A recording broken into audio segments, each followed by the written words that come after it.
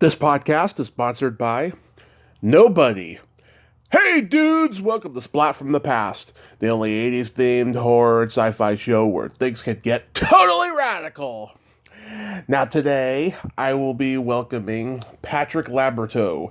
You all know him from Little House on the Prairie and Jag, but you also know this legendary, handsome veteran of film and television from the teen cult classic Summer School, which turns 35 this year. He'll be my fourth guest from that movie. He's also in the teen cult classic Heathers. He was in Three Ninjas. He was in Ski School. He has done so much film and television work, and he runs an acting school for kids.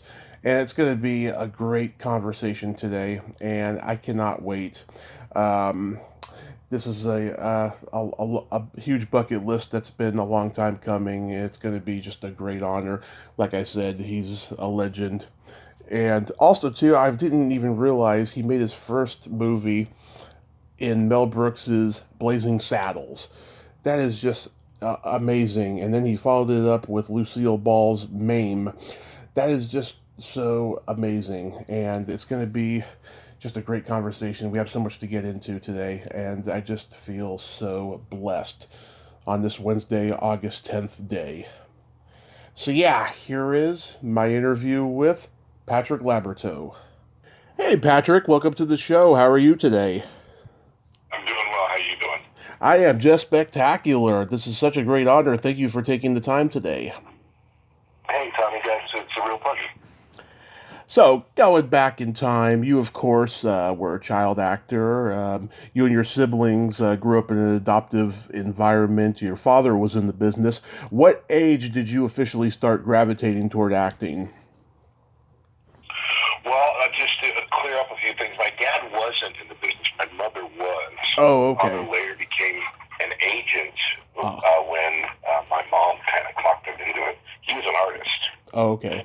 And he curated an art park out here called Barnstall Art Park, and he's just a great sculptor and painter.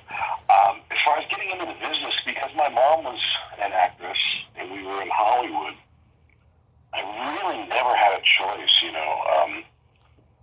It kind of, the more investigation I did into my biological parents, they had come out to Los Angeles to become actors. Mm-hmm. And then when I was put up for an adoption, I was adopted by an actor and an artist. And so when my mom would go out on she first was doing plays, and she'd bring my brother and I to the play and rehearsal, and then we started getting, parts in the plays and doing things on stage at a very early age. And, at 3 years old, I got an agent based on, 3 years old, there's just really nothing there, but if you're cute or you look like a baby, they want. Yeah. So I started getting print and commercial ads, and then honestly, after all the the success that my brother and I had with Little House, never really was an organic choice on my part. It just sort of is what we did. Right. I enjoyed it. It was really fun, and we'd go out on auditions after school, and it was just sort of like a standard experience for us. And then when I got into college, I gave myself the option. I said, do I really want to do this? Mm-hmm. And, I decided I did. Wow. It was not until that late amount of time.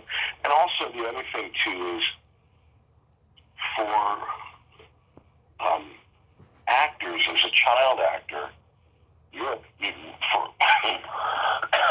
for any actor, actually, you're a product. Yeah. And so as a child actor, your product is being a child. Right. And, if your product changes, which all children do, then you've got the issue of how am I going to market my product? Am I the same type of, do I look the same? Do I act the same? Do they hire me for the same type of things? And so that's when you see a lot of children who are actors just sort of either age out or just stop working because they're not the same product anymore.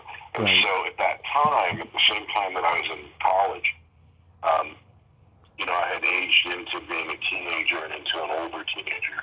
Right. And I was having great success in the 80s with these teen movies. Right. So I kind of created a new product, which I was very happy about. And I kind of looked at all of these issues and said, well, the big leap from being a child actor to a teen actor, I've kind of made that one leap. And then, the next leap was to be able, if I could be a successful adult actor, which I luckily ended up being. And now I'm in the process of making my next leap into being, an elderly actor, I guess it would be, from being an adult. I mean, it's a lot less blurry at this point. But what happens is that from the parts that I've been playing, you then become a different. You start playing different parts, obviously, unless you're a movie star, a TV star, where you're kind of famous for being who you are. A working actor is judged by the parts that they're portraying. So I'm not playing a young dad anymore. I'm playing, a grandpa. Yeah. Yeah, it's a constant uphill battle, it sounds, but you're doing very good, I have to say. Thanks, man. Absolutely. So at the age of 3, did it start with commercials?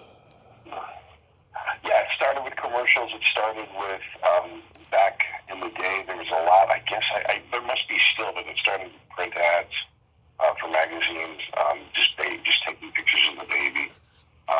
And then definitely commercials. I did, maybe over 100 different commercials as a child. Mm-hmm. And, and at that time, when it was there were the big 3 networks, in the national commercial at that time, you could make an amazing amount of money. And it was at that time that I ended up being, supporting the family. Okay. My brother and I ended up being like the big money winners because at the time, and this is in the 70s, a national commercial, you could make $20,000. And $20,000 is a lot of money now. Right. And so there was a lot of incentive for us to continue. Mm-hmm. What were some of the products you endorsed in the commercials? Oh, McDonald's. A bonus detergent was the first one that I remember. And, classic Hollywood story. Yeah. The part was, I was riding a bike, so I was older, but this is the first one I remember. Mm-hmm. And I'm supposed to be riding a bike, and then I fall down, and I get a grass stain on my pants. Mm-hmm. And bonus detergent washes it out, and, Mom's happy because, the grass stain came out. Well, because of the Federal Trade Commission rules at the time, they had the principal boy in white pants, which is what they wanted to sell. But, bonus detergent can get stains out of these white pants. And then they had me in kind of like khaki pants. Well, at the time when they were making the commercials, they had to make the stain, photograph the stain, and then use their product on the actual pants, and then shoot the actual pants after they were cleaned up. It was kind of like a fail-safe, so that there was no lying in advertising. You had to really show what it is that you're claiming. Well, the detergent couldn't get the grass stains out of the white pants. Yeah. so I guess for whatever reason, it's the classic stupid Hollywood. They could have given the other kid, I guess, khaki pants, but I'm the one that had khaki pants on, and they could get the stain out of the khaki pants. Yeah. So that's how I got my, the first real commercial that I remember, being a performer. But I did a number of McDonald Land commercials. I don't know how old you are, but, at the time they used to have this place called McDonald Land in their commercials where it was kind of like this magical place with fries and hamburgers running around. And so I did a bunch of those. I did a Cheerios commercial. I did, Ford Chevrolet, there was, baseball apple pie. Chevrolet was one of their big baseball apple pie, something Chevrolet. And so it was like I was in that. Mm-hmm. And then just lots and lots of like local ads for toys or for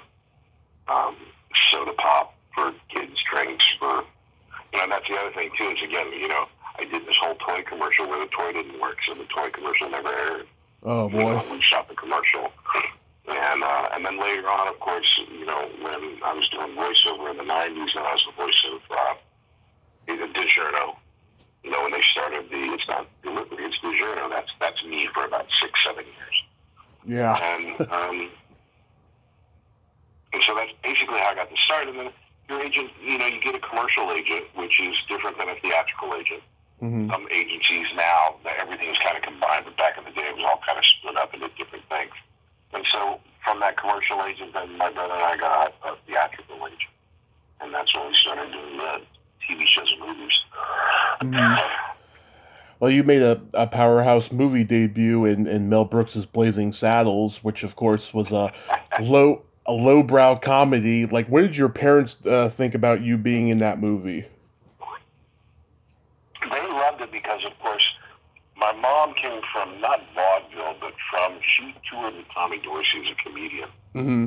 And so she was aware, and so was I really at the time, but I just heard of them. A TV show called Your Show of Shows with Sid Caesar. Right. And Sid Caesar had these guys. One of the guys was Howard Morris, mm-hmm. who's an actor on the show. Another one was Carl Reiner, who I'd worked with later, and another writer performer, but mainly a writer was Mel Brooks. And obviously Mel Brooks had done the 12 Chairs and a couple other things, but my mom was well aware of his history. And, Howard Morris, interestingly enough, directed a bunch of the McDonald's commercials I was in. So I was well schooled in on this type of thing. Mm-hmm. And so I was really excited to be a part of the movie because I knew these guys, even as a young kid, I knew these guys had really kind of done this great comedic TV stuff. And at the time, the script was called Black Bart. Mm-hmm. And couldn't read the whole script because there were all the curse words in it. Yeah. But what I could read, I thought was funny. And my mom and dad were really okay with it because they were, it was a progressive time. And they were definitely on the progressive side of things and didn't see any issue. They saw all of the great satire that was in the movie. Yeah. And we had a great time. I mean, the reality of shooting the movie was a fantastic thing for a kid.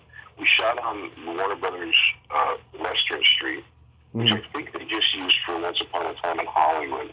I'm not sure if it's the exact same setup, but it's basically the same idea. Right. We shot on the Warner backlot. And at the time, everything nowadays, from YouTube to the way they shoot television, it's a lot less light, meaning a lot less, it's physically less heavy. The cameras are less heavy, the lights are less heavy. At the time, everything was physically heavy. The lighting was really bright. The makeup was really heavy. And I had just done another movie on the lot at the same time called Maine, where I was a kid and I played Lucille Ball's grandnephew. And part of the deal was that you had all this makeup on and you couldn't do anything because if your neck touched the collar and you got makeup on your collar, that was a huge thing. And you're a little kid, so that's a really big deal to you at the time. It was a big deal to me at the time that I hate these collars because I can't do anything. You run around with, tissue paper stuffed in your collar. But on Blazing Saddles, it was all shot in dirt, so we hardly had any makeup on. No one really cared about if there was makeup on my collar because it was the same colors. And so that's what I remember as being like the really great thing of Blazing Saddles was not having to worry about my makeup and running around in dirt. And, I had 3 great scenes, which I really thought were funny. And I got to bring my bicycle onto the lot and ride my bike around the lot, which I just thought was amazing. Until I ran into this big cowboy guy, and then that kind of ended things. Because I ran into this guy, he picks me up and goes, "You okay?" And I said, "Yeah." And then my mom freaks out, and she tells me later that, "Well, you know who you ran into?" And I'm like, "Who?" She goes, "You ran into John Wayne." And so it's like, okay, we're not riding the bike at the lot anymore. It was a lot of work, a lot of fun, and then to this day, just because it's such an older movie, because there's so many great scenes in it that were cut. They've never included in any kind of extras the stuff that I did that was cut from it. Because, of course, I was cut. I was like a little kid, and they got all these great comedians. And, it's like there's so much good stuff. Yeah.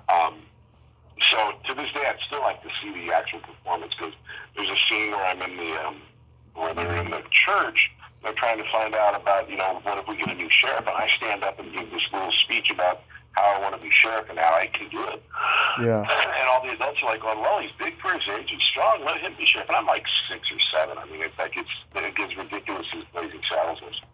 And then my mom says, no, he can't be sheriff. He's got school in the morning. And they're like, well, we're going to need somebody else. Yeah. And there's another scene where I'm getting beat up, and, the sheriff is doing his first round on that first day where he walks down the street. And he sees all these kids beating me up, and he stops the fight, and he gets all rid of the other kids, and he goes, you okay? And I go, yeah, we were just playing. And he goes, what kind of game are you playing? And I said, we're playing Welcome to the Sheriff. And so, it's like pretty good jokes and pretty fun, and it was a blast. Yeah, John Wayne famously said to Mel Brooks, I won't do this movie, but when it comes out, I'll be the first one in line. Exactly. Right. I think he was doing the shootist at the time. Right. Or, any number of things. But, he just was, I remember him being this really big, tall guy. Of course, I had no idea really who he was, just going by what my mom said. I was more impressed that on the same day, Tony Orlando was in the commissary. Wow. Did you get to meet Tony Orlando? No, but I did meet Dawn. They were really sweet. And so I got to meet Dawn, but Tony was really busy with something. But their show was on at the time. And so, again, it was TV for me, because I wasn't really old enough to go to all the movies. Right. And so the big thing for me with Blazing Saddles was I didn't get to work with Gene Wilder, but I got to work with Cleavon Little. Mm-hmm. Of course, Gene Wilder was really Wonka, and I knew him. But Cleavon Little I knew from a TV show called Temperatures Rising, which was about a hospital. And I was just fascinated. Like, oh my God, it's Cleavon Little. It's right here. Yeah, that's awesome. So going back to MAME, I mean, God, you got to work with another comedy legend, Lucille Ball. Did she mentor you or give you any advice? No, but she did treat me like her own, and I say this in the best possible way, like her own little pet.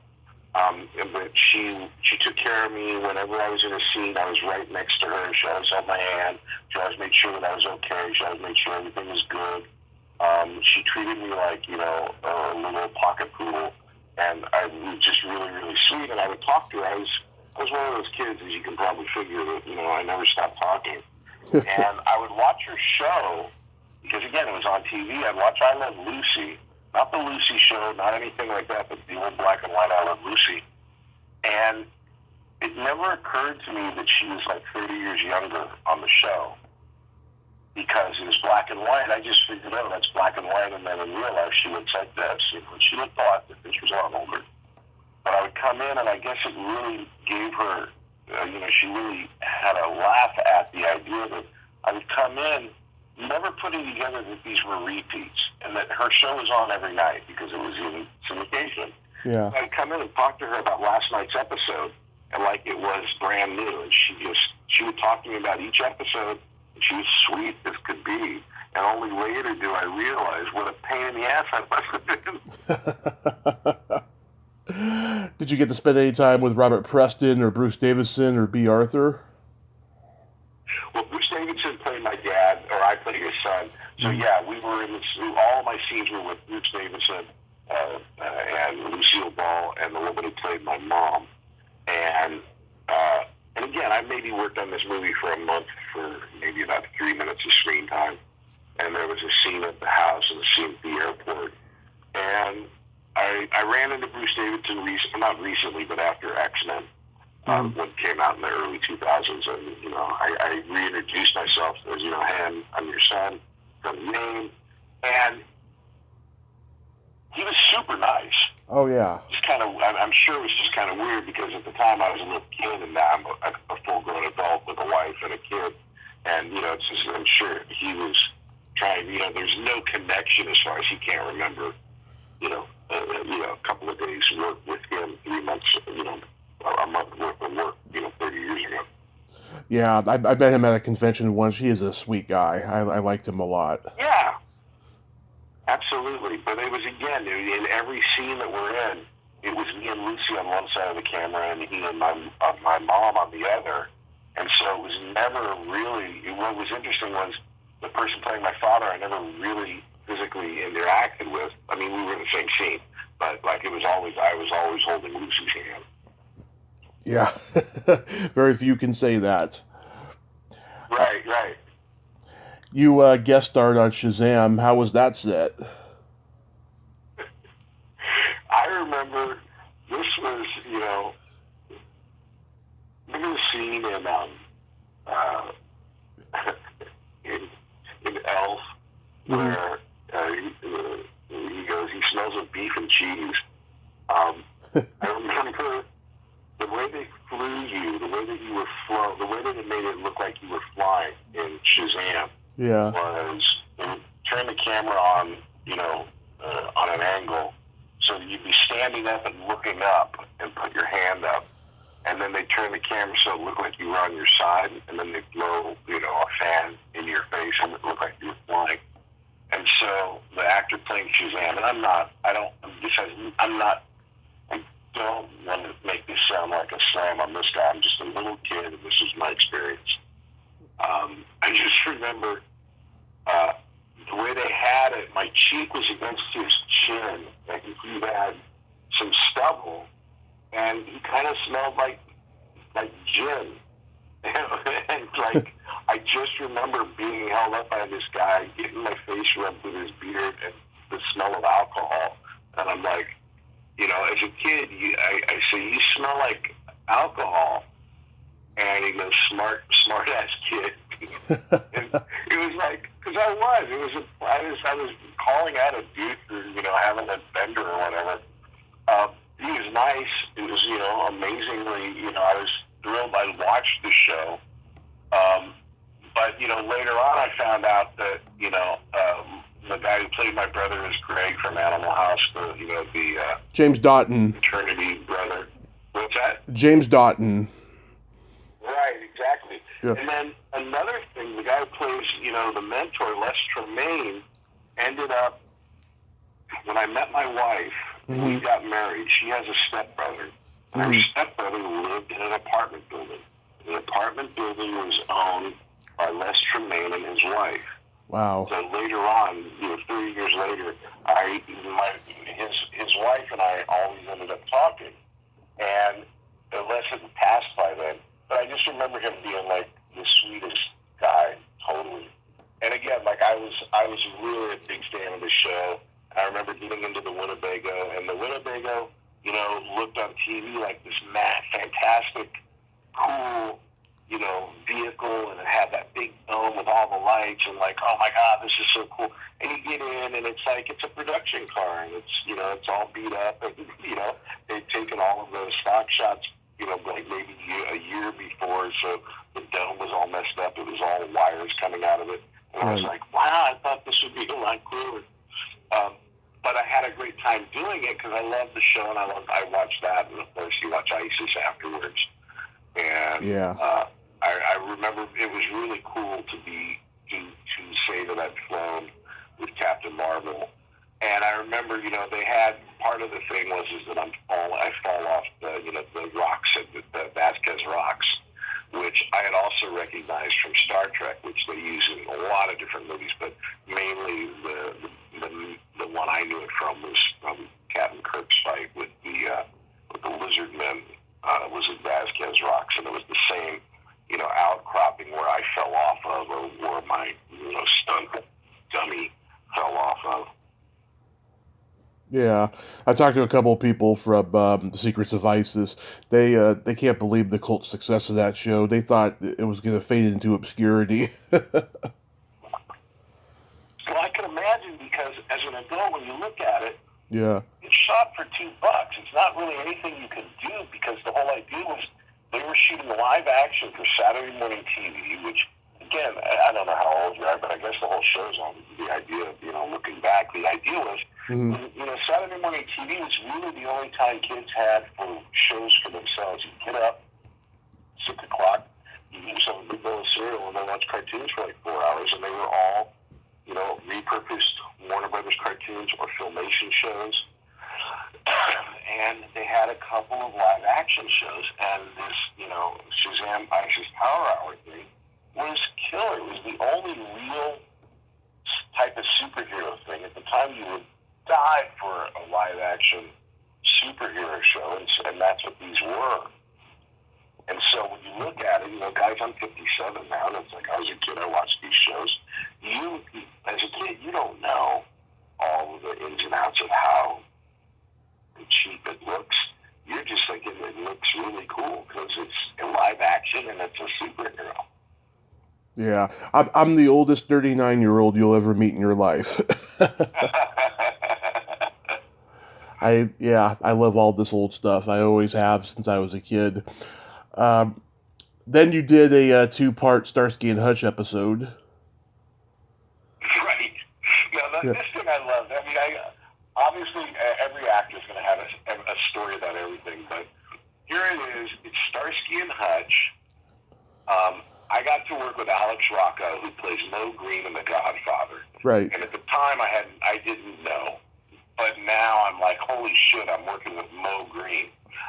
So Alex Rocco plays this hitman who's come to kill somebody, and he also happens to have, because 70s, a bubonic plague. And so he stays at this halfway house, or this border house. Mm-hmm. It's run by a woman and her son, and I play the son. And so the idea is that I kind of have a connection, because the father's gone, I have a connection with this, this hitman played by Alex Rocco, who's like, hey kid, here, get yourself some new shoes, and he, gives me off some money, and, he's like, you're a good kid. And because we're hanging out, I end up getting bubonic plague from this hitman. Yeah. And so the first part is me and Alex Rocco, and then basically I'm in a coma from the 4th act of the first episode all the way through the 2nd episode until I had to make my miraculous recovery. But I had a great time shooting with Alex Rocco, but I was, again, watching TV, Starsky and Hutch, huge hit. Loved the car, loved Starsky, loved Hutch. Couldn't wait to meet both of them. But at the time, they were not on really good terms. And so they wouldn't come to the set unless they knew the other one was coming to the set. Because on a TV set, and this happens, I've seen it happen in every TV show I've done. Mm-hmm. This is one of the things that happens. Everyone's ready on the set. They call the actors in. And just like in any other industry, some Mm-hmm. people are faster than other people. And so then you get these things where, guy A shows up, and then he's waiting 5 minutes for guy B. And then guy A thinks it's a slight, so the next time when they call him to set, guy B shows up first, and guy A makes guy B wait. And so that's what was going on with Starsky and Hutch, to the point where they said, I'm not going to be there unless he's there. So then they started having to tell him, well, no, he's on set, let's go. And so then they would go. Basically, they'd line up both of them to get them there at the same time. Yeah. The other thing that was happening was for this episode that I did, they didn't do rehearsals. They had their stand-ins do the rehearsals for the lighting crew and everybody. So in the scene that I had with Starsky and Hutch, I'm lying in bed in my coma. Starsky and Hutch come in. They go, we can't let this go. We're going to go after this guy. We're going to get him, and we're going to revenge this kid who's got bubonic plague, and I can't imagine. And they have this whole big scene, and then they leave. But the whole deal is that they enter the hospital room. They see the young, stricken boy. Mm-hmm. They're enraged, and then they go off and they leave. So we rehearse the scene. They tell me, okay, go ahead, kid, get into your coma, which just me closing my eyes. So I closed my eyes, and they roll the camera, Starsky and Hutch come in, Starsky and Hutch leave, and that's it. And they did it, and they covered it with a couple cameras. All the while my eyes are closed, and I never got to meet either one of them. Oh boy.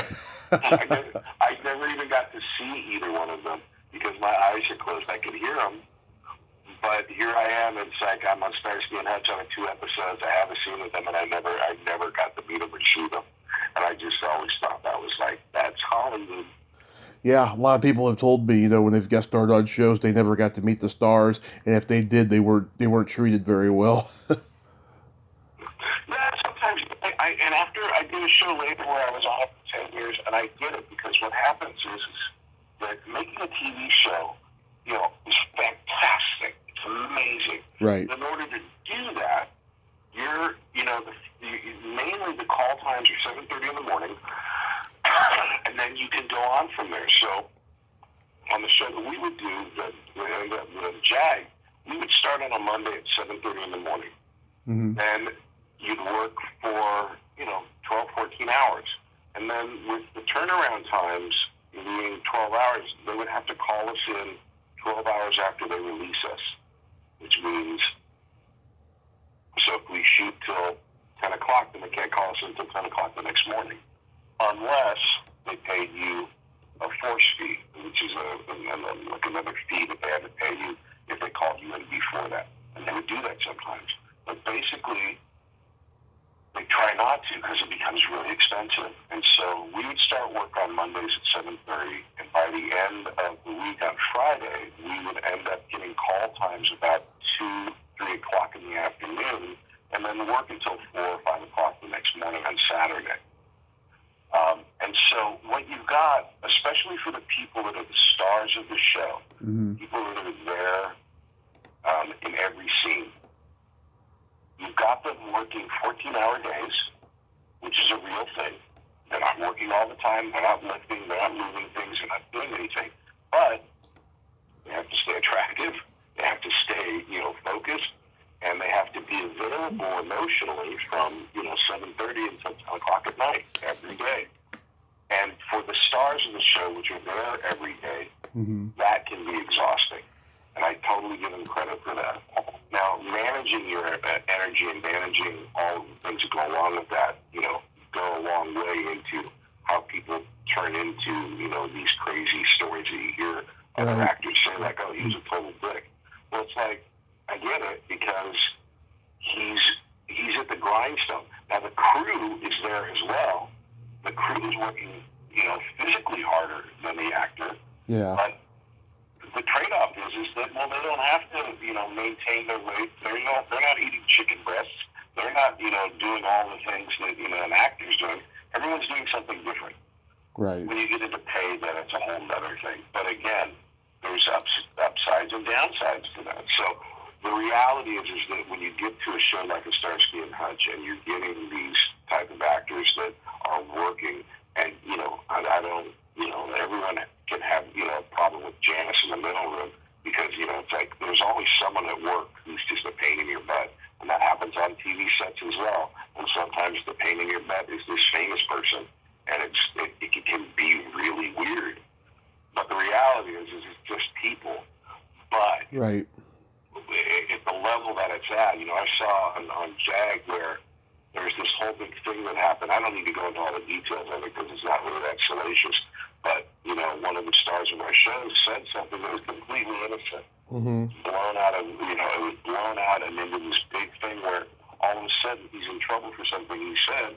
But I was there, I heard what he said. It wasn't insulting, it wasn't a problem. It was made into a problem. And then that actor becomes way more, restrictive in what he's doing because he doesn't want to get into trouble for doing something that he never really did. And so you see all of these things and you go, wow, there's a whole lot to learn about acting. It's just not in the acting aspect of it, but, what life is like on the set and how you really, what a real life working acting thing is all about. How does Little House on the Prairie come to you? Oh, just a great time. I mean, my brother and I were both on the show. Right. We were working with a bunch of other kids that were our same age. We were, again, in the dirt, which, you're a boy when you're a boy and playing with horses and, being out in, the outside in the sunshine, and it was a fantastic time. And Michael Landon was this wonderful, amazing, funny, which a lot of people never got to see, a real funny guy who had a great way with kids. He was able to interact with kids in a way that made them feel like an equal part of the show, but never treated them like adults. He always understood they were children. Right. And Michael Landon smoked and he drank. But he wasn't having cigarettes and cocktails with the kids, but he made you feel like you were just one of his buddies. And at the same time, it was with the understanding that you did your job and you knew your dialogue. And there were two instances which happened to my brother. One instance happened to my brother, one instance happened to like the militia, where they just didn't know their dialogue, and Michael took him aside and he worked it out. He didn't see me, maybe he told them in no uncertain terms, that's never going to happen again, is it? And it never did. Right. Were you a fan of the show when you got on? Oh my God, it was like one of my favorite shows. In fact, the way that I did get on, my character is the son of Merlin Olsen on the show. Merlin was added to the show when Victor French left to do another show. And so they had cast the character that I was playing already with another actor. For whatever reason, it's still to this day a mystery because Michael is the one that made the decision because he's the boss. And since he's gone, no one really knows. He decided to recast the character, and so he recast it very quickly. So there's one episode of Little House where you see the Garveys in church, and the Andy character is played by another actor other than myself. However, the way you shoot a show is like, you shoot it months before it airs. So there are two episodes called Bunny and the Race about a horse and a race between Laura and Nellie. And I just watched the conclusion of that on a Wednesday night and was a big fan of the show. And then Thursday comes around and I get picked up from school and my mom says, well, you got an audition for Little House today. So my dad picked up my brother and then my mom took me to Paramount to read for Little House. And they said, okay, great, we want you to read for Michael. And Michael was on location in Simi Valley, which is about an hour and a half away. So we drove out, or they drove us out the hour and a half to go read for Michael. And so I read with Michael in his paw uniform or paw wardrobe under the big tree in the middle of Walnut Grove. And then there was like four other kids, and then at the end of it, he goes, okay, great, everyone, thank you for coming out, we'll let you know. And then he had his arm or hand on my shoulder, and he bent down and said, you stay. And so I stayed, and he goes, well, you got it, kiddo. And I'm like, oh my God, I got this part. And I started the next day at 7:30, that's your call time, is 7:30. So Wednesday night I watched the show, Thursday I auditioned, and then Friday morning I'm in, a loft in the barn with Melissa Gilbert, Melissa Sanderson, and Rachel and Robin Greenbush playing Carrie, being attacked by wolves. And I'm just like, I couldn't get over it. I was like, holy shit. I was watching the show 2 days ago. It was between Bunny and the Race. And I'm like, what happens? It's like this big cliffhanger. And she was really cool. They answered my questions. But, I had no idea that I was going to be doing maybe more than one episode because it happened so fast. And so then, maybe a week later, I find out that I'm coming back to another episode. I'm like, oh, my gosh, I can't get over it. And then after that, I find out that, oh, no, I'm part of the show. Couldn't get over it. Yeah. I've talked to Charlotte Stewart. I just adore her. What was she like to work with? Yeah. She was so sweet. All the adults, to a person, were amazing. Dabs Greer, who played, the preacher, Kevin Hagen, Catherine Stewart, who played, Mrs. Olsen. They were so wonderful. I've gotten to know Charlotte better because we've been doing some conventions. Right. Now as an adult, and she's just a firecracker. I love her. I do too. Have you read it? As a kid. Yeah. Have you read her book? No, but she tells me the stories when we're sitting next to each other, so it's almost better. Yeah. Just these stories of oh, I found Jim Morrison on my couch. Okay. Yeah. And it's like, oh, And like Ricky, oh, what's her name? Ricky Lee Jones. Yeah, Ricky Lee Jones. Yeah, Ricky Lee Jones is the one that gave her her. Or no, not Ricky Lee Jones. Is it Ricky Lee Jones? She told me this, and it's a famous singer. Paid Paradise and put up a parking lot. Is that Ricky Lee Jones, or is that who is that? I think Yellow Taxi. I think it could be. It could be. But she's the one that gave her. She cut her bangs. yeah. And it's like, oh my God, I can't believe it. These are the stories that you know. And these are the people that you know. Yeah, when I found out about this book, I just could not believe it that Mrs. Beadle has a dark side. I just love it. It's so awesome. Absolutely. And I'm proud to say I got her to swear on this podcast. Yeah, she's I'm looking this up. As far as yeah, she's awesome. Joni Mitchell. Joni Mitchell is the one that is her friend. Joni Mitchell, yeah, that's right. Yeah, Joni Mitchell. So it's like, and again, the great thing in Hollywood is the longer you stay, the longer, the stories become something like, my wife and I created this TV show called See Dad Run. Mm-hmm. And, we hired a bunch of kids. We hired a bunch of young actors, and, based on just what's going on. And, I just saw Jalen Barron as the stars on the show on the network Stars. Another kid we hired, Santino, is going to be a big character in the upcoming Black Adam movie. Mm-hmm. We found and gave Rami Youssef like his first job, and he's like an Emmy Award winning creator of Rami. It's like these are things that happen, but 10 years ago when we're hiring these kids, you don't know. And 30, 50 years ago, when I was the kid, they don't know. I mean, it's like obviously Melissa Gilbert was a big star. But, that's when, we were meeting, I guess, my brother and I worked with a bunch of other kid actors on this TV movie called Circle of Children, and like Todd Bridges, mm-hmm. and, Kyle Richards, and Michelle Stacy, and a bunch of other kid actors that were on there.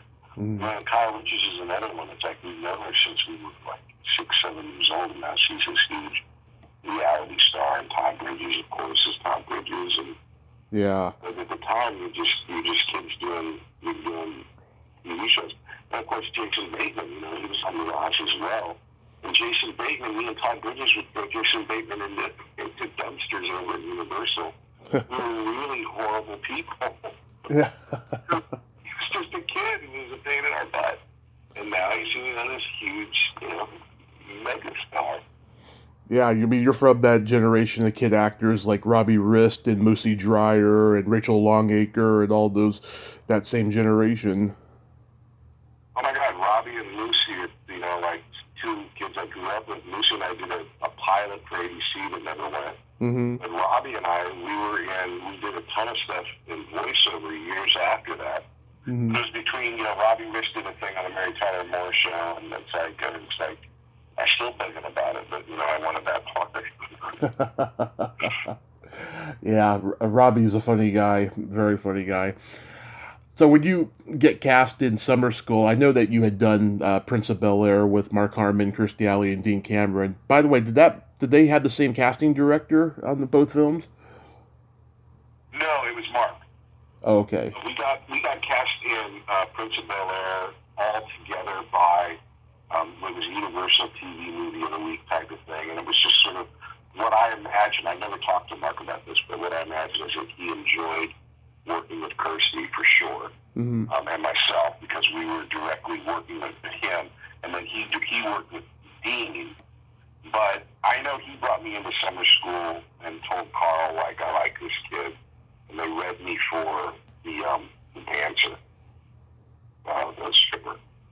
Oh, part of the audition was, doing like a strip dance, and so I did my audition. I did the stripping dance. And they go, fantastic! You're going to make a great football player. Because I can't dance. And then originally, Amy Heckerling movie. Huh. And so she was doing Fast Times, the TV show with Dean, Right. another good friend of mine. Well, actually, and Courtney, and another friend of mine, Claudio. And so she wanted Dempsey and Wally Lang and Wally Ward at the time. Right. He changed on Dave. And then when she ended up not being a part of the movie, Dean was still aware of the film and wanted to be a part of the movie because he was playing Spicoli on the show. And so he came in through Amy Heckerling kind of being part of the project. Once she left, then it was just sort of like, it wasn't he was on his own, but it wasn't something that Mark had brought in. He was there, but Mark had recognized him from Prince of Bel-Air, and of course he's hysterical. And so they kind of reformed that group of people based, I think, on Mark going, no, these are all good people. I've worked with them before. Mm-hmm. Did you? You know, again, what's weird is that there's a great story. I think it's a great story. But Dean and I are on the beach, because obviously we're shooting on the beach, and Paul Reiner as a director is super approachable. Yeah. Yet, here's a guy who, created the Dick Van Dyke Show, wrote for Sid Caesar and Your Show of Shows, created the 2,000-Year-Old Man with Mel Brooks. Yeah. Not that I just happen to be brushing shoulders with the same group of people that he had always worked with. Mel Brooks, Howard Morris was on Your Show of Shows, and just this crazy group. On Your Show of Shows, the writers' room was Neil Simon, Danny Simon, Woody Allen, Carl Reiner, and another couple guys that are just insanely talented. And so Dean and I were on the beach, and we were just talking about friends of ours that were doing some improv show. And Carl Reiner comes up, is like, when you walk into a conversation, you just sort of sit there and listen. Yeah. So Dean and I were talking, and Carl Reiner was listening. And then, we kind of end our conversation about oh my gosh, this guy came up with this great sketch, and it was really funny. And he goes, oh, I know, he's very funny too. And then Carl, being one of the guys, goes, I remember Danny and Woody came in with this sketch. And he's talking about Danny Simon and Woody Allen, and he's talking about Your Show of Shows. And it's ridiculous the amount of magnitude difference there is between our slumming improv buddies and these masters of comedy that he's talking about. But to him, they're his buddies. And so he's telling us a story about his buddies who wrote this sketch, just like we were talking about our buddies. But his buddies are Woody Allen and Danny Simon, and just oh my God, I can't get over that we're having this conversation. Yeah. It was just a real crazy moment. Yeah, what did you think when you got the script? Because up until then, there really hadn't been any teen movies about a student's relationship with their teacher, and let alone one where the teacher is the main star. That's interesting. I read the script, and the script read very well, in as much as, at the time, the way that I was auditioning was pretty classically. There's a lot of differences now. But back in the day, you'd get the script, you'd read the script, and there was a group of kids that were all the same age that were, you'd always run into at the audition. Nowadays, with self-taping and everything, you're not really there. But back in the day, you'd go to one room, and you'd literally be sitting, shoulder to shoulder with the people you're reading against, and it would always be, a group of the same guys. You'd see all of the, it wasn't just the Rat Pack, or Brat Pack, but it was just a bunch of these actors from the 80s. And so everyone was kind of aware of what movies were being done. And when Summer School popped up, it was definitely, we had all done the low-budget movie, we'd all done the horror movie. And so with Paramount Pictures doing, this comedy with Carl Reiner, it was a real, movie studio movie. It was it wasn't, Ghoulies 3. It wasn't, not Terminal Entry. It was a real movie where you were in a real audition for a real job. And what I loved about it was the readability of the script, which was, and of course you take things out of movie scripts. There was a couple of scenes with my storyline that were edited for good reason. I think the basic idea was, Shawnee and I ended up kissing at the end, and they said, you know what, she just gave birth. Why not lay off the sexual stuff? So they took the kiss out. Yeah. There's a couple of other scenes with her dealing with her pregnancy. A couple other scenes dealing with, with Chainsaw Day, a couple other scenes dealing with all the different characters. But in the script, that was all laid out so well by Jeff Franklin, that the structure was so good that you could just see it being a hit. It read exactly like what, a great comedy would read. And at the time, Mark Harmon was a TV star, wasn't a movie star. And he wasn't known for comedy, but I obviously had worked with him on Prince of Bel-Air. Right. So reading the script and knowing that he was in it, I didn't know Kirsty was in it until later. It felt like, I know how this could work. This is going to be great. And of course, working, if you've ever heard a story about Mark Harmon, he's the most amazing, helpless actor out there. We're on the set of Prince of Bel-Air. I compliment him. We're walking down the beach. I compliment him on a shirt that he's wearing. He literally gives me the shirt off his back. I mean, literally. It's like, come on. Yeah. Crazy. And so, and again, with his, I'm sure insistence in on being a part of this, he gave me a part on the show. I'm sure of it. I just, it was a great circumstance. And then the other thing too, which I had never had, because I've done these low budget movies. And when I'd done the movies when I was younger, it wasn't really a part of it because I was a kid. We got to rehearse the movie. We got to rehearse things and try things out. So we rehearsed at Paramount Pictures, which is where I had shot Little House. So that was really fun. But then the movie itself was shot all on location. Didn't have any studio stuff. It was shot everywhere in Southern California. And so the experience was wonderful. All these young actors, everyone excited because it's a big first studio movie. And the movie came out and did really well. And it was just thrilling. Yeah, I've always loved it, I mean, it was on, after Showtime ran out of its first run contract, we didn't get Showtime until much later. It hit HBO in the early 90s, and it was just on all the time, and then pretty soon TBS Superstation was playing it. I mean, it became a cult classic, just instantly. And whenever I interview some... I really think TBS is the one that made the movie. Right. Because they did play it all the time, and it became a comfort film for a lot of people. Right, because they play it Friday night on Dinner and a Movie or something like that. Yeah, whenever I interview somebody from Texas Chainsaw Massacre, I always bring up the classroom scene where Robin Thomas is like, "Good God, what's this?" And Harmon says, "A safety instruction film from the district on the use of power tools." And they love it. My favorite was Dean, who came up with the whole Tobey Hubert. Like he's some French filmmaker. Yeah. Yeah, I just love when they're doing their little Siskel and Ebert run. They must have been improvising a lot on that set. Surprisingly not.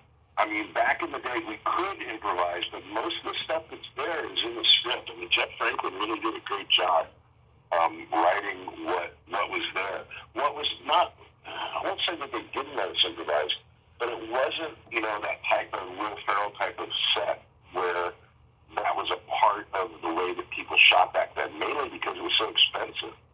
And you had so much to do in so little time. Mm-hmm. Yeah, the courtroom scene I love. You were a Black Marine in 1968. Yeah, war puts a man through many, many changes. Yeah. That's a classic part. How was, I've talked to Ken and Fabiana, and they've told me about filming the slasher scene. How fun was that? Well, that was a blast from beginning to end because I was still am a huge nerd for movies. And before we even started working, one of the first things we had to do was go to Rick Baker's studio and get, face molds. And they took a mold of my mouth for the tongue that they pulled out. And I met Richard Horvitz as he was getting his full head casted. And he was a fan of Little House, which I didn't know, but apparently me, and when I walk in, I see this guy with a big plaster mold around his head. Still can't see him, and I hear, "Oh, Garvey, oh, Garvey," like he's saying Andy Garvey, plaster mold, and so we did that. I got to work with Rick Baker, who was just was a huge fan, and then when we did the stuff on the day, again, this weird connection. The substitute teacher is from Little House on the Prairie. She played the substitute teacher on Little House. Why am I dropping her name now? Lucy Lee Flippin. So Lucy, who played Almanzo Wilder, who marries Laura Ingalls, has a sister, and his sister is I don't remember because it was always Miss Wilder. We had to call her, and she ended up being the new teacher when Miss Beadle went away and she got married. So Lucy Lee Flippin played our teacher on Little House, and now she's playing the substitute teacher. Is that blood? Is that your blood? So I got a chance to work with her. Robin Thomas is a freaking hysterical comedian, and the way he plays that whole scene is like just makes me laugh. I think that's the funniest part. If you watch it, you watch his reaction like these kids. Yeah. And, again, when you're dealing with Carl Reiner, you have all these effects. The reality of it was one of the easiest type of days that we had. It was so fun to get all the appliances done and to do all of the things that we were doing. And it was shot during Halloween, so they let us take all of the Halloween and then go off as these creatures on Halloween, which was a blast. Yeah, your face is priceless when it's revealed to be a prank. You and who's the guy with the hand? Yeah. He was called Scuzzy Kid in the script. It was like just a guy in the background they would bring in for utility plays. Yeah. And his name in the script was Scuzzy Kid. And so, yeah, exactly how would be my roving hand. Yeah, and he has one line in the movie. Hey, watch your fucking language. Right.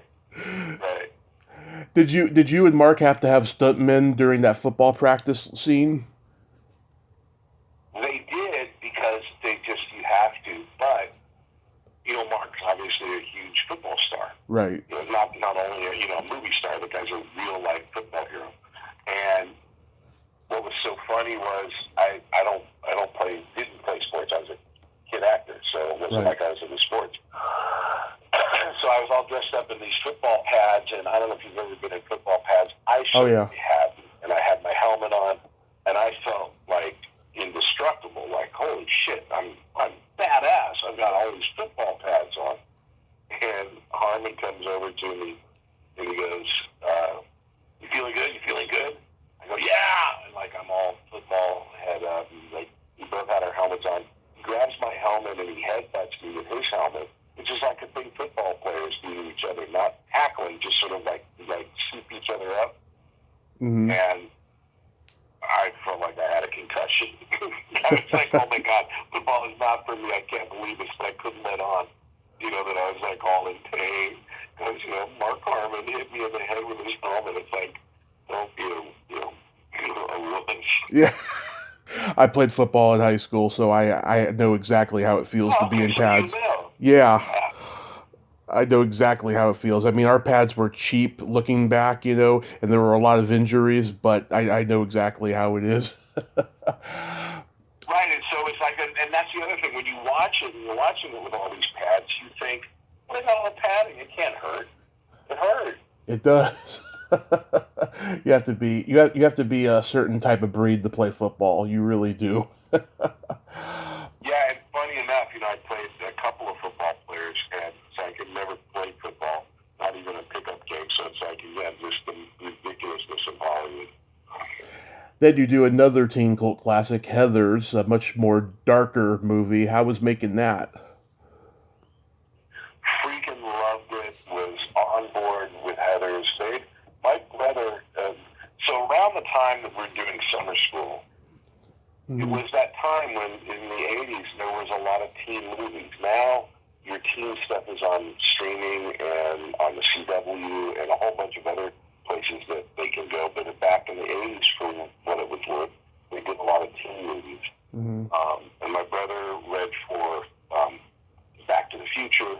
Marty McFly. My brother and I read for Bill and Ted together. Our friend, long, complicated story, but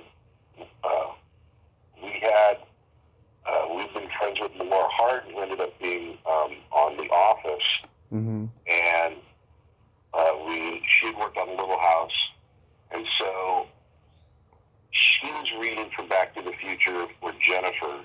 Right. She ended up getting it when Eric Stoltz got it. My brother had read for Marty. So we're all running scripts together. We'd come to our house out in Northridge and work on scripts together. So we worked with Melora on Jennifer. I worked with my brother on Marty. And we also worked, and then when they hired Michael J. Fox, they needed a shorter actress because Melora's really tall. And so then we worked with our friend Claudia, who ended up getting the part for Jennifer. And so, like, all of us, the idea back then was everybody kind of worked together and helped each other out because there was so much work going on. And so we were all friends and we were all doing these things. And so my brother got this script for Heathers, Mm-hmm. which at the time, like I said, I had done Summer School. My brother had done Deadly Friend, and that was a big Warner Brothers movie with, Wes Craven directing.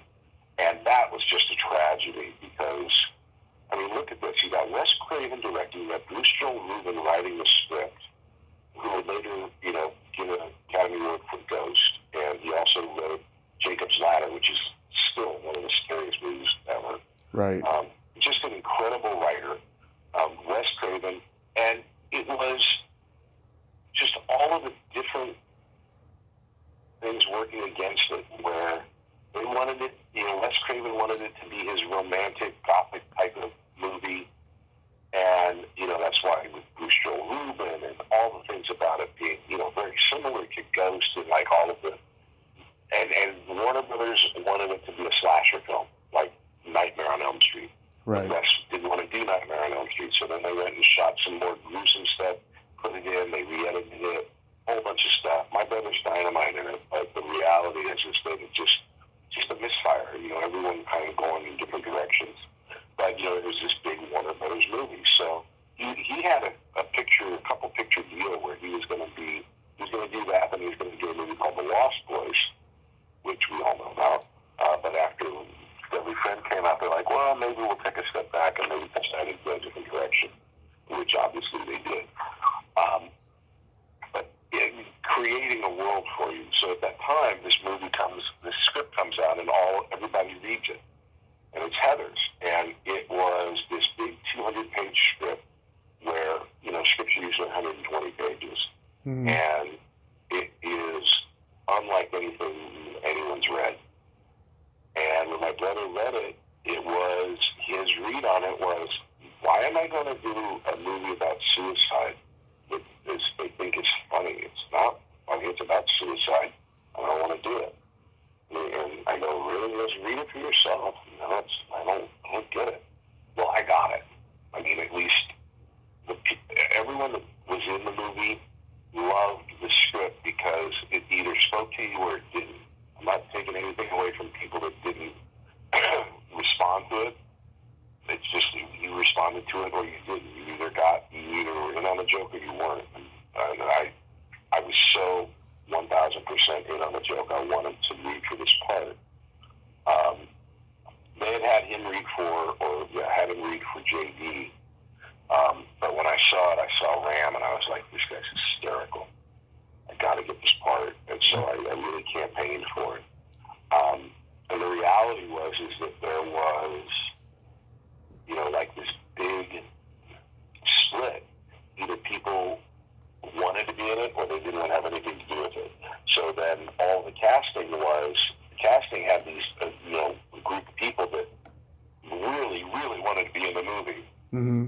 And then a bunch of people that didn't want to have anything to do with it. So the audition process was kind of cutthroat.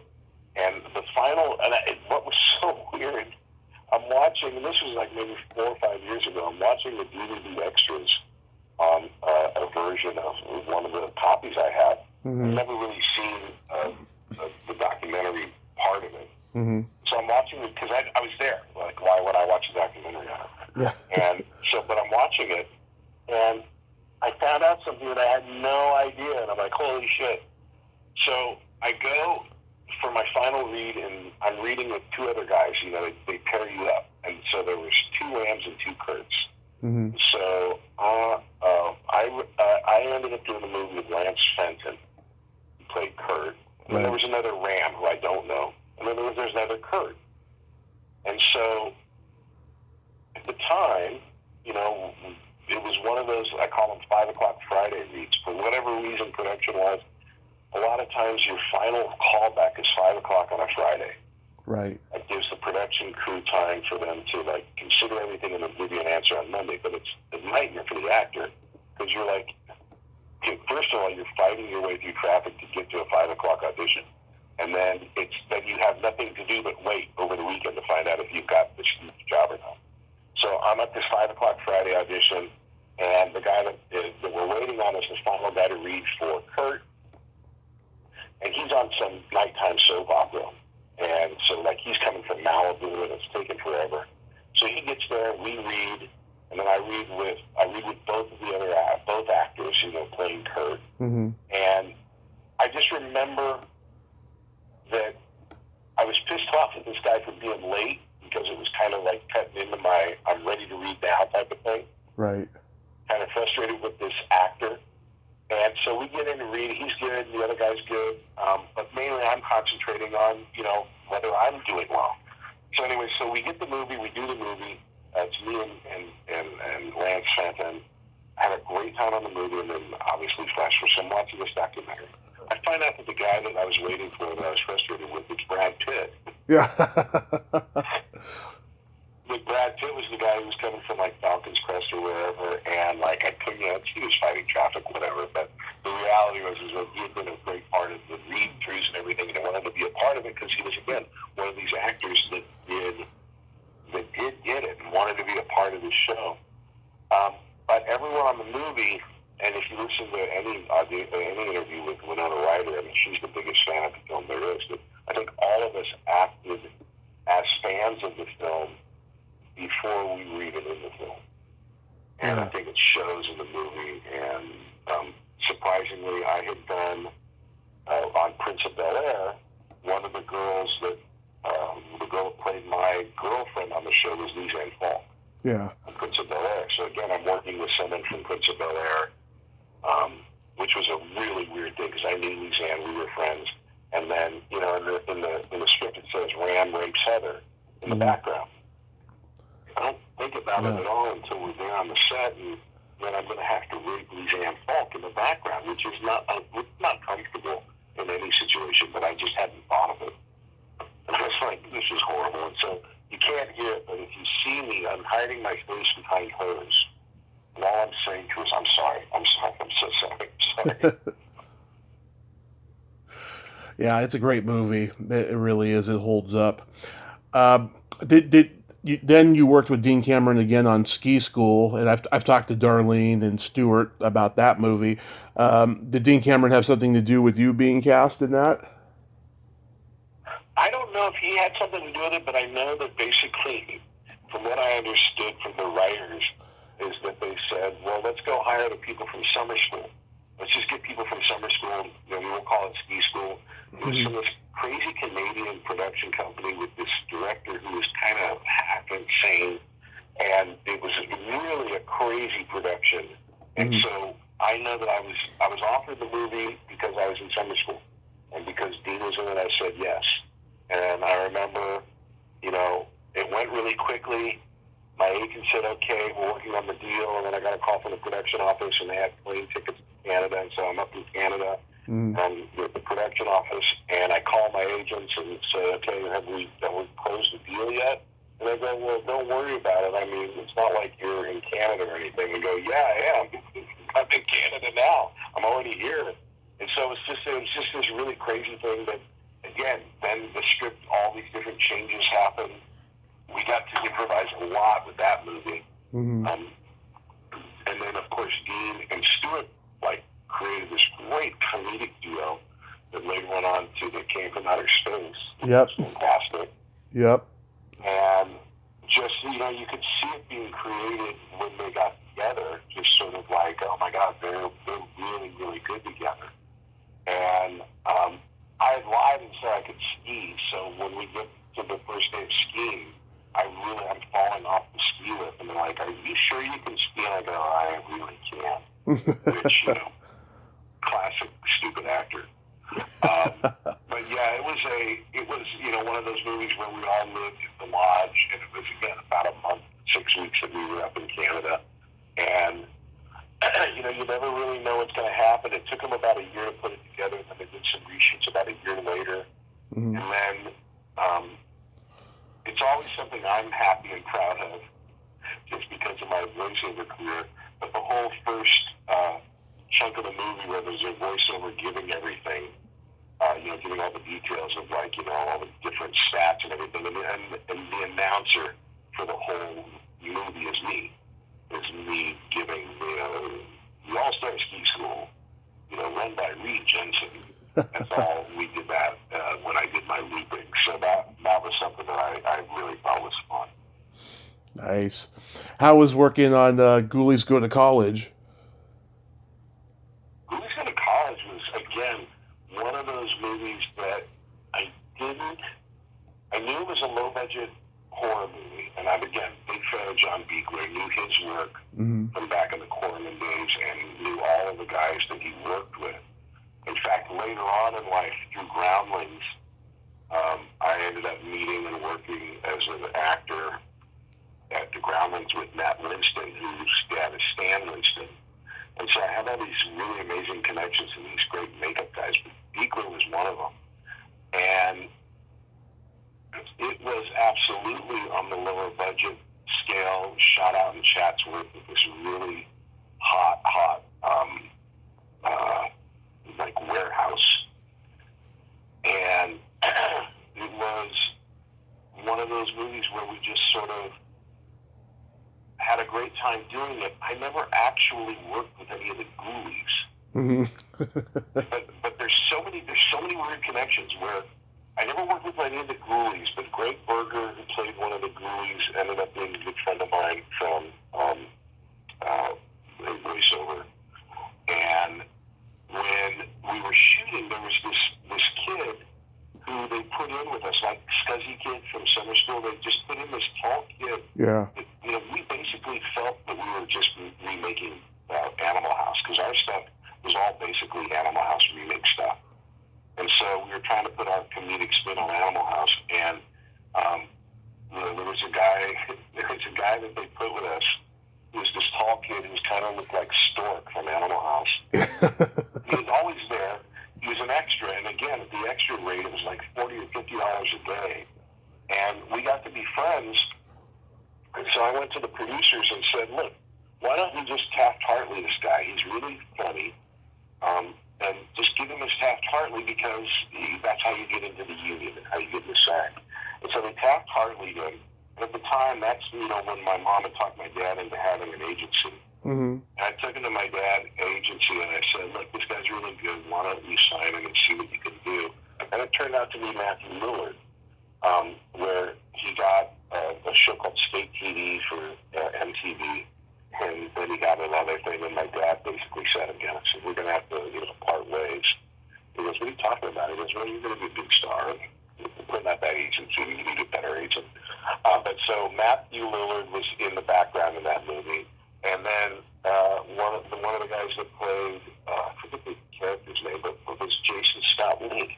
And Jason Scott Lee's this amazing actor. He's playing this Asian character that's, like Long Duck Dawn. Yeah. And he has this one line, one of the lines is, when they beat up the stereo, he goes, oh my God, Mr. Yamagata, what have they done to you?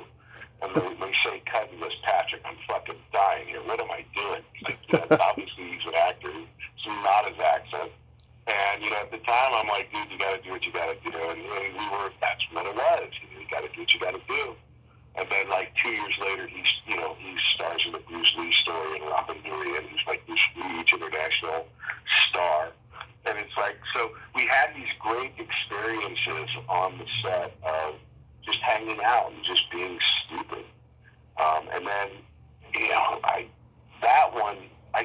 we had a great time doing it, but I don't even know if that's a cult classic. I don't think anyone knows about it. It's just sort of like we had a good time doing it. Well, they know the first two at least. You know, the Charlie Band movies. Yeah, exactly. It's like I always joke, you know, it's like I wasn't in Ghoulies. I wasn't in Ghoulies 2. I was in Ghoulies 3. Yeah. It's like, come on. It's like Critters 4 maybe is lower on the rung of like horror classics. Yeah. I didn't realize you were in Three Ninjas. Yeah, I played Fester. That was a fun movie. I liked doing that one because it was such a big character. Hmm. What made you get into voiceover work? It was, again, I was in a improv comedy troupe, and the guy that ran the improv comedy troupe also kind of cast commercial voiceover work for radio. Mm-hmm. Just happened to be something that he did. And in the comedy troupe, he goes, yeah, I think you'd be a good voice for this lock commercial for Wiser door locks, which is just the most random thing. And so I go in and I do the voiceover. You know, I'm supposed to be doing a surfer, and the surfer is the voice of the lock. It's just this weird radio ad. And the guy that I'm working with who plays the announcer was Dick Sargent from Bewitched. Right. And Dick Sargent has a real-life voiceover career. And so he wants to pull that commercial for his voiceover demo. So he puts that commercial on his voiceover demo, and his agent hears my voice, and he goes, well, who's the kid doing the surfer? And they pulled my name, and they brought me in, and they go, do you have a voiceover agent? I said, no. And they go, do you want a voiceover agent? And I said, great. And so the voiceover agent at the time was Don Pitt's Voices. And his assistant was a guy named Paul Doherty. And so Paul Doherty, at the time, in the 90s, it was kind of like this new thing where they were getting rid of the voice of God and they were kind of going more towards younger sounding voices for announcers. And it was Paul Doherty's job to kind of find these young guys and cultivate them to kind of create the next group of announcer guys. And so he took me under his wing. Mm-hmm. And then when he left Don Pitt's Voices and went to Cunningham, Escott, Bettini, he took me with him. And now it's Cunningham, Escott, Slevin, and Doherty is the name of the company, CESD. Paul is now the head of the whole company. And it's like this huge company, but he took me along with him for the ride. So that's kind of how I got into it. And then I ended up getting Spider-Man, where I got to play Flash Thompson. Yeah.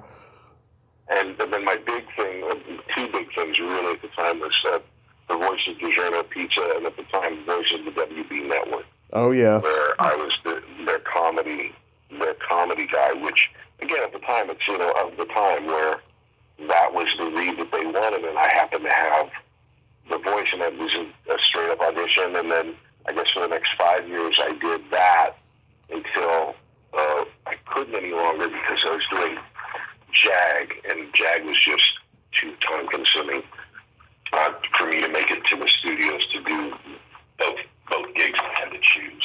Yeah. Well, not really, because I was under contract. I really couldn't make a choice. I had to do JAG, which I'm thrilled with.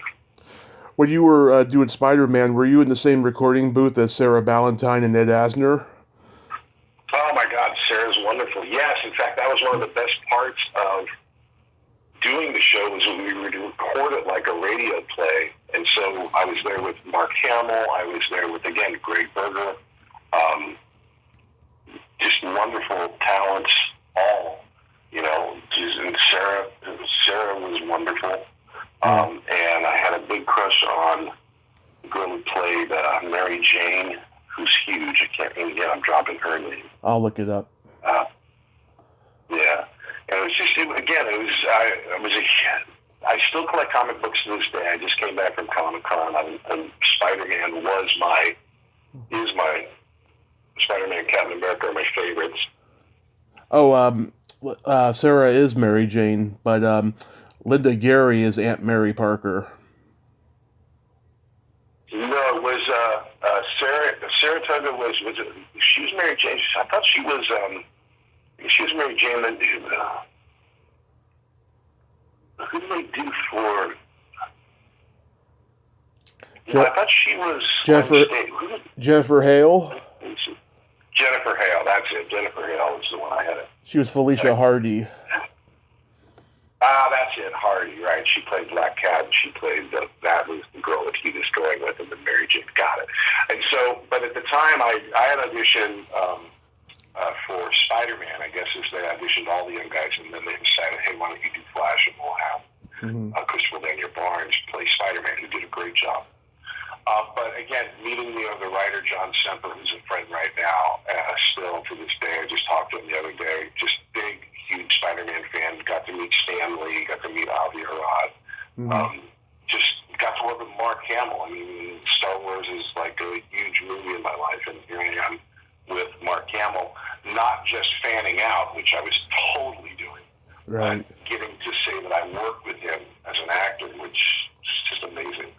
Absolutely, yeah. Sarah's great. I've talked to her. I got to talk to Ed Asner shortly before he passed. Yeah, they were fantastic. Oh, that's great. Yeah, one of my highlights. Ed Asner. It's like, here's a guy who just this huge star. Oh yeah, he had like 10. He had like 10 projects pending when he died. That's how prolific he was. Yeah. So the working actors school, like, how long has that been going on? I guess I started this about a year ago, during COVID, and the reality of looking at just wanting to keep busy and realizing that the process by which people were communicating, mostly obviously it was Zoom, and then it was a medium that was very similar to television.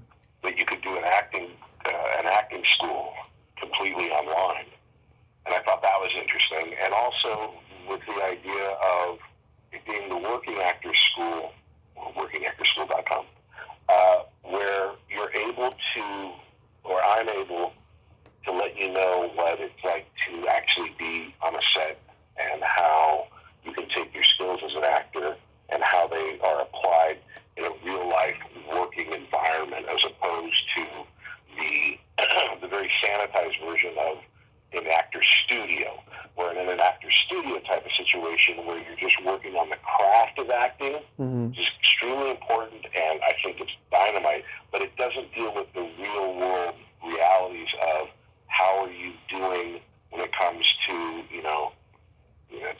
it's golden hour, the cinematographer is setting up your lights, you've got your big scene, but you've only got 3 takes to do it, and, the actor that you're working with isn't giving you anything to work with, and the director is freaking out because they're losing the light, and there's all this pressure, and action is a lot different than, all right, let's take our time, take a beat, and whenever you're ready, perform your speech. It's like there are two different types of acting. It's sort of like the difference between being a person who creates renders of a building, and the construction worker who's hammering the nails to make it happen. It's a big difference, and life on a set's a lot different than life in a studio. Right. And so part of working actor school, it's designed for that, because I started off as a kid actor, and I'm still doing it. I'm able to give a unique insight into what's it like, and I teach young actors what's it like to be a young actor, how to deal with it. I deal with emotional management, management with your agent, and dealing with the business side of it as well. So it's kind of like a holistic approach to a real life working professional, as opposed to just the esoteric idea of how do you get into character. Still touch on that, but how do you get into character when you've got all of the other real life world issues happening around you? You talk to mostly adults or kids, or both? It's evenly split, actually. We have sessions, and we basically break them down into acting basic, intermediate, and advanced.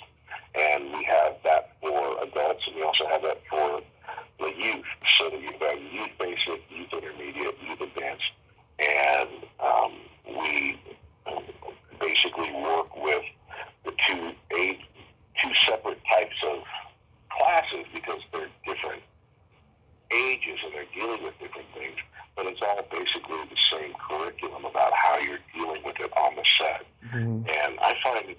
amazing how these young kids really, they certainly know the technology better than the adults. But the adults are a little bit better, obviously, at being in connection with their emotions and can understand the technical aspects better than the young kids. But we have classes for both. In fact, we're just going to be starting up an adult basic class. I think now we just set it for September. You can go online to workingactorschool.com, and there's a list of classes there. We have classes for young kids. We have classes for adults. And, we also do voiceover as well. So there's classes for people who want to get into the voiceover career, and which is totally doable now from your home. Right. You don't have to go to a set. I recorded professional paying jobs from my closet. You could be on a yacht in the Caribbean and record voiceover, Yeah, absolutely. And that's basically the idea behind it, is just giving the insight, my experience over, basically over 55 years of being in the business and knowing how this stuff works, so that it gets you a leg up into understanding what you need to have ready for the set, not just for the action of acting. Because I think you can be a really good actor and then fall apart on the set because there's just too many other stimuli going on that you're not ready for. Right. So, do you have any upcoming projects or, signing show appearances or anything you'd like to promote? Oh, thanks. I know there's going to be, right before Thanksgiving, there's going to be a big show for us Little House people up in Bakersfield, California. Nice. And as far as what's going on right now, I have two shows on the Plus services. There's one that's called For All Mankind that I was, star in, and on Paramount Plus there's the show, which is fantastic. Not about me, but the show itself is fantastic. Called The Offer, about the making of The Godfather. Nice. So those are both out, and just auditioning, and that's the life of an actor, doing the auditioning thing. And I just did a movie for voiceover, which nowadays with NDAs, all I can say is that I just did a movie. Yeah. And I can't tell you anything about it. So it's like, good luck with that. Well, I hope all those projects go well for you. I hope I get to meet you at an autograph show someday in the future. And just continue being successful, Patrick. Thank you so much for coming on today. Hey, my pleasure. Thanks for offering. Yes, you enjoy the rest of your summer and be safe out there. You take care. Thank you, sir. Bye-bye. Okay, bye-bye. Well, there you have it. Patrick Labyorteau. Ain't he a cool dude? What a nice guy, huh? Total mensch. I enjoyed talking to him, and I'm so blessed that I got to. And I'm so glad that the phone didn't start dying until at the very end there, because sometimes it'll die, earlier than that. That's the price you pay for living up here in the countryside with bad reception and the damn fires. But it was a great conversation today. Well, until next time, this is Tommy Throwback Kovac saying, there's no shame in living in the past, because the present sucks. Later, dudes.